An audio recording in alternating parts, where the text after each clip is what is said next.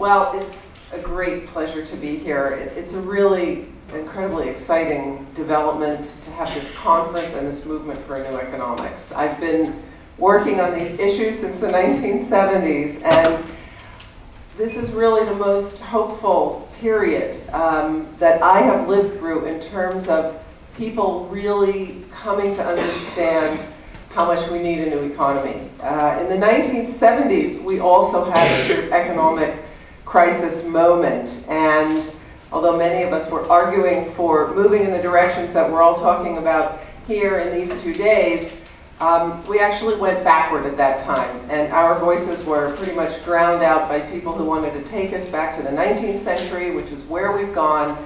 But in the 25 plus years that we've been there in the 19th century, we can see that things have not worked out very well, as they didn't back in those days. So I'm going to talk fast because I have only 20 minutes, and I'm going to lay out for you some of my thoughts about where we in the United States could begin to move in the absence of a major consensus among elites and the absence of being able to have a state, a government that is ready to move with us.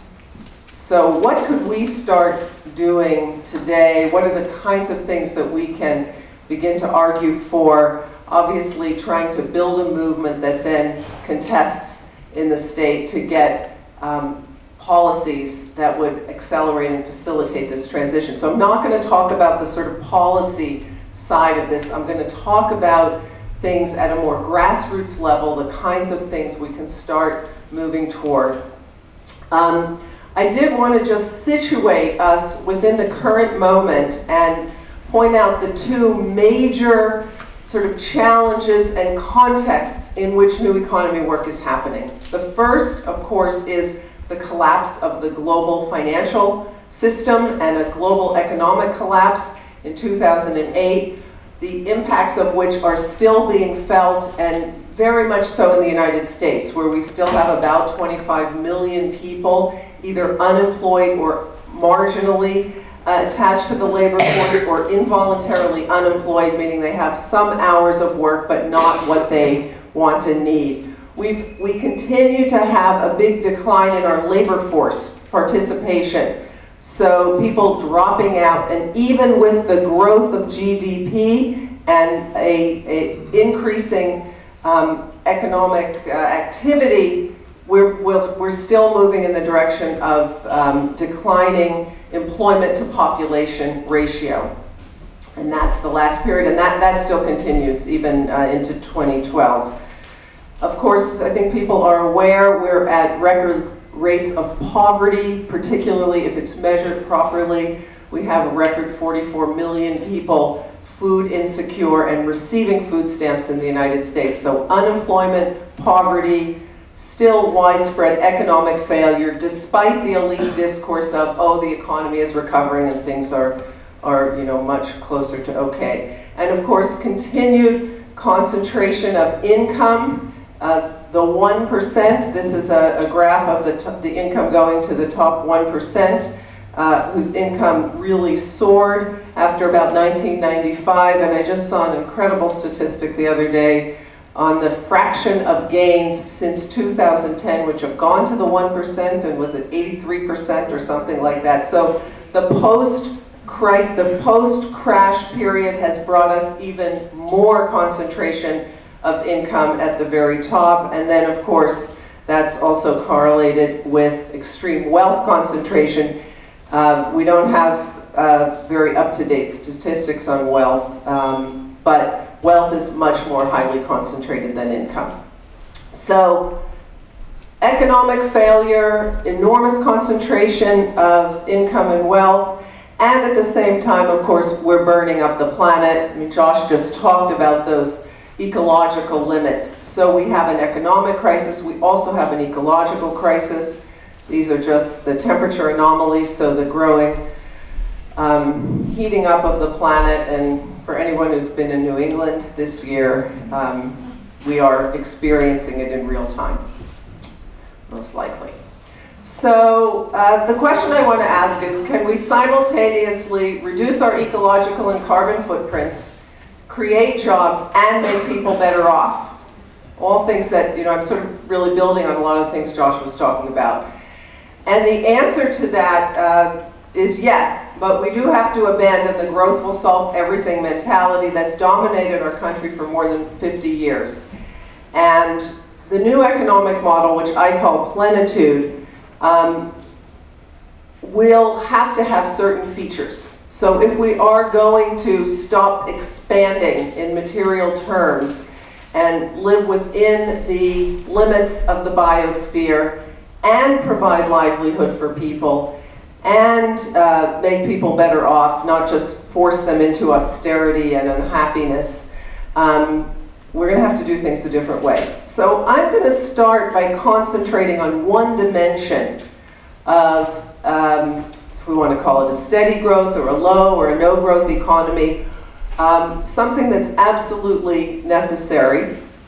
And that has to do with thinking about the throughput of consumption in the economy is going to have to change, and then I'm also going to talk about how that affects the flip side, which is the production side. Economics has focused on values. Neoclassical economics, mainstream economics, focuses very much on value, that is, dollar values of things, and value as a non-material term. And if we are going to have a new kind of economics, one of the things it has to be is very materialist, not in the sense of the everyday notion of I'm materialist, that is, I want lots of money and I want lots of material goods, but materialist, that is, taking the material properties of goods seriously. So I just want to give you an example of one industry which turns out to have been a leading kind of archetype for lots of other consumer goods industries, and you can see from the picture that that industry is apparel. This is a, maybe a little bit over the top picture of a person living in the midst of too many clothes. Probably what she is thinking is, oh my God, I don't have anything to wear. But she, although I'm picking on a teenage girl or a young woman there, because that's our trope of it, it turns out that if we look at what happened in apparel in the United States between 1991 and 2007, the average American, and this is true for both men and women, turns out, more than doubled his or her purchases, or just about doubled his or her purchases of new pieces of apparel per year. From about 34 pieces of new apparel, meaning outerwear and underwear, not including hosiery, in 1991, to 67 pieces. Now think about that. That's about one new piece every 5 days, 5.3 days I think it is. One of the math people in the room will do that number for me and tell me if I got it wrong. But the point is, dramatic and very large increase in the rate of new purchasing. So consumers bringing a lot more material goods into their homes by purchasing them, and then pretty rapidly discarding those things. So the increased acquisition was paired with increased discard. This is just some data on used apparel exports from the US out to the rest of the world. Actually, most of the used apparel just goes into the trash and landfills and is a major municipal waste problem. But the stuff which is in better shape goes into a secondary market and gets exported around the world. And you won't be surprised if I tell you that a little statistical model shows that this previous slide, which is the new purchases of apparel, predict this slide, which is the exports. So we're in what I've called a fast fashion world in which we're consuming and discarding at a very rapid rate, and that really accelerated on the way up to the boom. And it went into consumer electronics, furniture, household items, glassware, ceramics, pretty much across the whole manufacturing sector. Apparel was a leading one. It's one we all know, I think, much more intimately. But you can think about cell phones and computers and laptops and iPads and all of those things where we had something like 1.4 billion pieces between 1998 and 2007 purchased by Americans, and also we're throwing those out at a rapid rate, and we have the whole problem of e-waste. By the end here, we have a situation in which the average North American is consuming 88 kilograms, or just under about 200 pounds of material throughput, so actual material flows on a daily basis. I know no one believes that statistic because it's not what you're consuming at the household level. It's all of the material flows, the fossil fuels, the metals, the biomass, the wood, the concrete, etc., at the production level. So that's measured at the production side to lead to whatever it is that you're consuming. And the ratio of production materials to actual final goods production is very large. So that's a daily basis. And you can see also that we're twice what Europe is. Asia, to our 88 kilograms per day, is at 14. Africa is only at 10. So we've got an outsized material flow. And a key to a new economy, and this is the kind of change that Josh was talking about, is to slow down that material throughput. Now, how do you do that? You can tell people they shouldn't consume so much, and you can, have policies and so forth, and those will all be fine. But unless we stop the translation or the channeling of productivity growth into more income and into production, it's going to be very hard to slow down that material flow. And it turns out, I would argue, that working hours are absolutely central to this.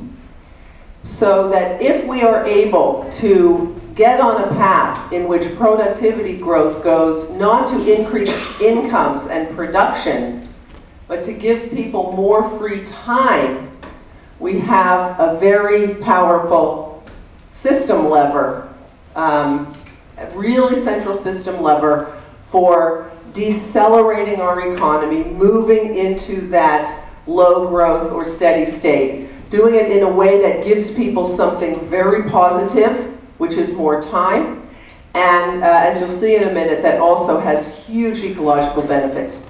So this is a graph of the average number of hours worked in the United States by the average person in the labor force, so the average employed person before the crash. Once you have a crash, working hours go down. But one of the things you see, so we had a big increase in hours of work beginning in the 1970s and through until the crash. This was a major departure from our historical experience. And so here what we see is both the United States and all of the other, or a number of the other major early industrialized countries, France, Germany, Japan, Netherlands, and the UK, and look at what happened to working hours during the period of very rapid growth from 1870 to 1973. All of these countries took a lot of their productivity growth and put it toward increasing free time, reducing annual hours of work. And they did that by giving people weekends. People used to work, 7 days a week, by moving the working day down. So in 1870, you had a lot of people who had 12-hour days, 10-hour days, and those 3,000 hours represent a 60-hour work week, 50 weeks per year. So the United States, which was the world's leader in work time reduction, which had the lowest working hours of the wealthy countries in the world after the Second World War, was very much a pioneer in taking productivity growth and reducing hours of work. And one of the other key things about this is that when you do that, you are able to maintain high levels of employment because you are spreading your available work out over a larger number of people. When you start to move in the other direction for longer and longer working hours, whatever level of demand you have will be associated with fewer jobs. So you will get a growing problem of unemployment and underemployment. And by the way, I could give you another graph here to match, which shows that structural underemployment increased along with these hours of work. So you had more and more people who weren't getting access to full-time jobs, who had to put together a couple of part-time jobs, who were casualized, temporary, contingent workers, and so forth over this period. And the gap between the hours they got and the hours they wanted and needed grew as this overwork for this majority also rose. Now, it turns out that after 1973, the US began to diverge from all these other countries. And you'll see here we're the orange line in the middle, which is a flat line. Why does that contradict with the slide I showed you 2 minutes ago, which was the US hours going up? These are hours per job.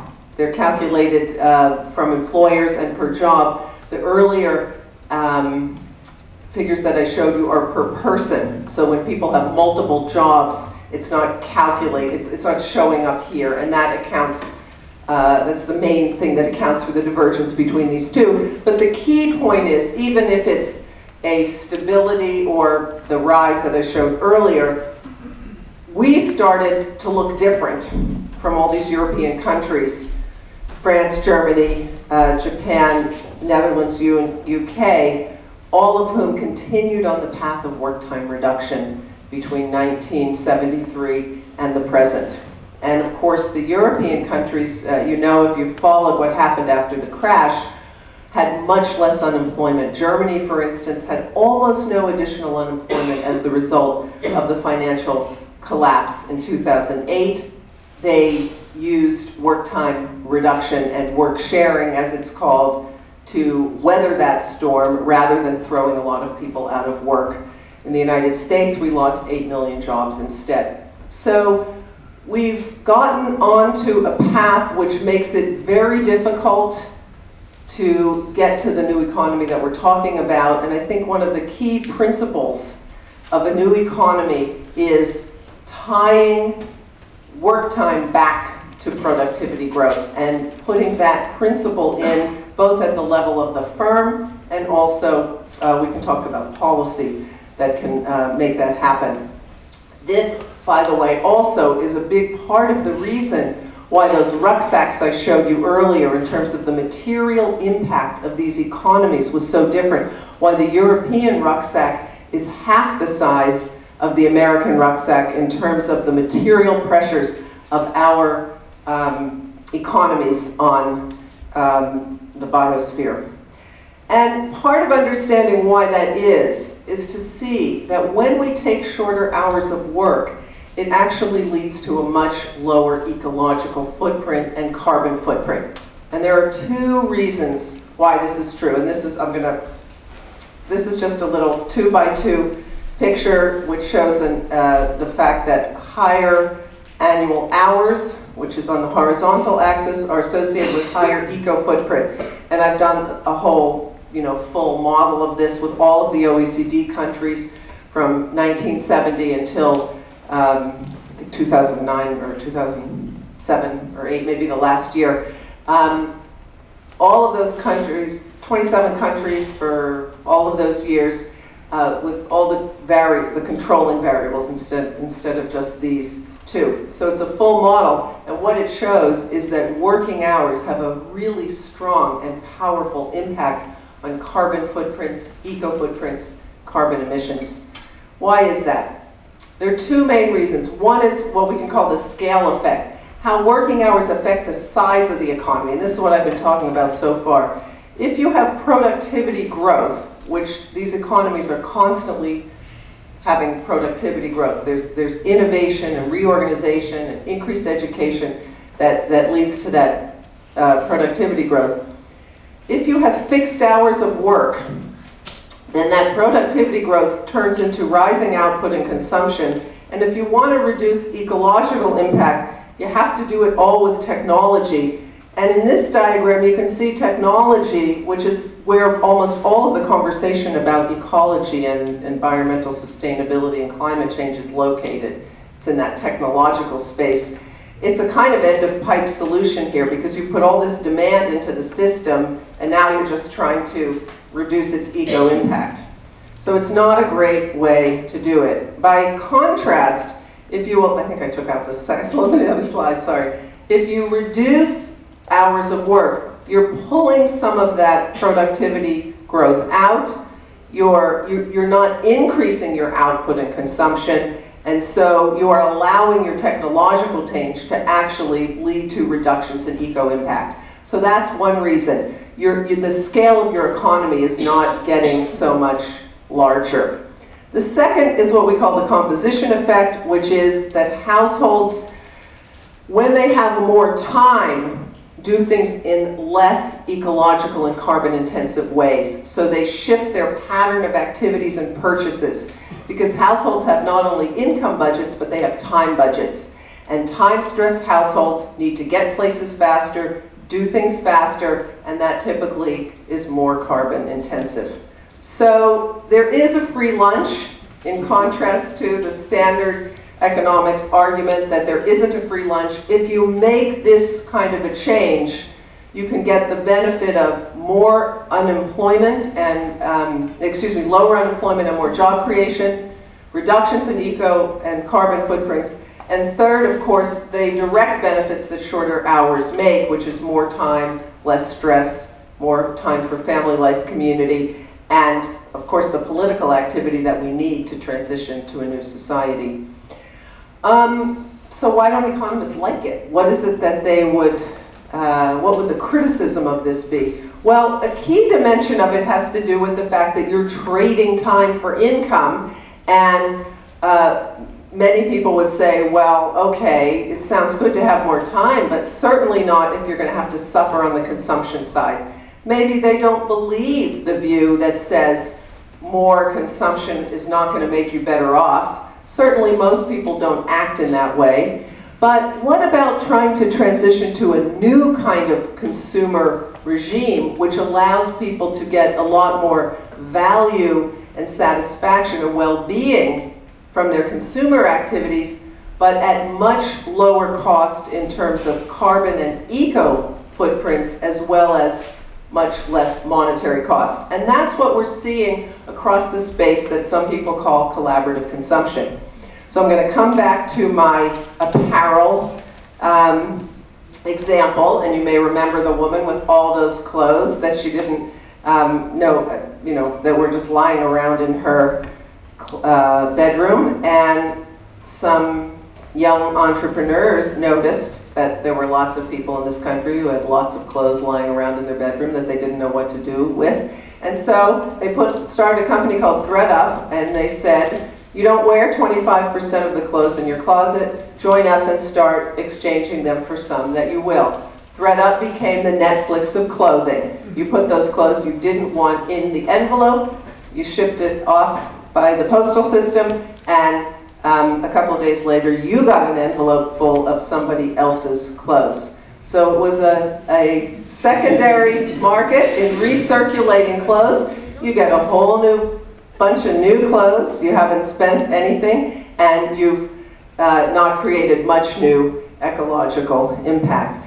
So these kinds of concepts, the recirculation of goods, the creation of secondary markets in goods, the sharing of goods, the sharing of cars. Of course, everyone knows about Zipcar, but there's also ride sharing. There's now land sharing, where would-be gardeners get together with people who have land but don't have gardening skills. There's co-working, where people share a space together. There's couch surfing, where people offer up their couch so someone doesn't have to spend a lot of money on a hotel if they want to go to another place. There's soup sharing, there's tool sharing, there's many kinds of sharing, analogous to all that sharing we've done on the internet with content. We've done all that file sharing, right? For years now, file sharing has been an absolutely incredible, magnetic, growing, exciting process in many different fields like music and video and et cetera, et cetera. Well, now it's coming to the offline world, to the material world where we're learning to share material goods and not just content, digital content. One day, not owning things will be cooler than owning them.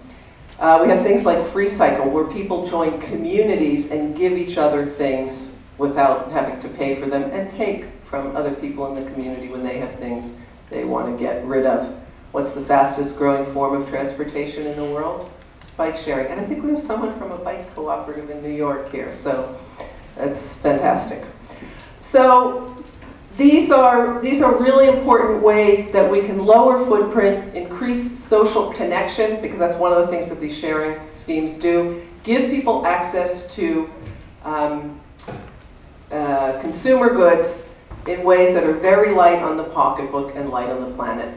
I just have a minute left. I want to just talk about two more steps to Plentitude. One is what we call high-tech self-provisioning, i.e. small is beautiful. People doing a lot more what we also call DIY, do-it-yourself, not just sharing out on the consumption side, but starting to produce more ourselves at a small scale, whether it's urban food growing and permaculture in the agro space, alternative home construction using low-cost natural materials, microgeneration of energy, and small-scale manufacturing techniques. So there's a whole movement of DIY, and in fact, some students where I gave a talk recently coined a new term. They said, not do it yourself, it should be do it together, DIT, but a communal, small-scale communal production to avoid the large-size, highly carbon-intensive, ecologically damaging, very expensive production the market offers. Gar talked this morning, I'm sure, about sharing ownership too, green cooperatives that build wealth, community, and ecosystems. So there is now a degrowth movement in wealthy countries. I want to distinguish it from a movement that says people everywhere have to grow less. This is about the rich countries, not about the poor ones, which asks, do wealthy countries need more, or should we slow down, get fair, and live differently? Of course, degrowth answers that the second is where we should go. This is just my little, very caricatured vision of how we go from what I call the business as usual economy, borrowing that term from climate discourse. These are all the big companies that dominate business as usual. We begin to pull our time and labor out, and that's also part of that working less. What are we doing with those hours that we are no longer working in a market economy? Well, we are using them to build things and grow things, to travel more slowly but differently. Of course, the urban poultry movement's the hottest thing going. Wind turbines, new energy systems. I have some knitting there because it's not just all newfangled things. As we do more and more of this, we begin to trade with each other so that we create a new economy, which is in which the energy people are supporting the food people, the food producers are supporting the knitters, etc.